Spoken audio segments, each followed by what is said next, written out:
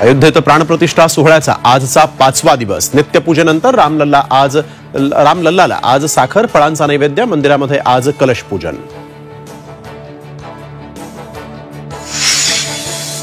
राम मंदिर सोहळ्याच्या पार्श्वभूमीवर 22 जानेवारीला राज्यात सार्वजनिक सुट्टी जाहीर.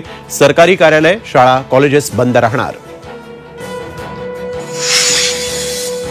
आमरण उपोषण करतच मुंबईच्या दिशेने जाण्याचा जरांगेंचा निर्धार. पत्रकार परिषदेत जरांगेंना अश्रू अनावर. मोर्चा दरम्यान कायदा सुव्यवस्था राखण्यासाठी म्हणून पोलीसही सज्ज.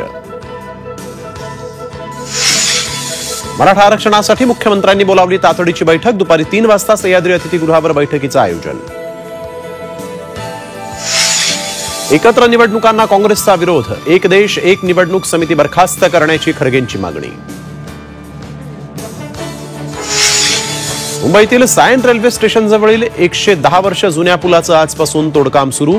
पूर्व पश्चिम उपनगरांना जोडणारा पूल आजपासून तोडणार. सायनमध्ये वाहतूक कोंडीची शक्यता.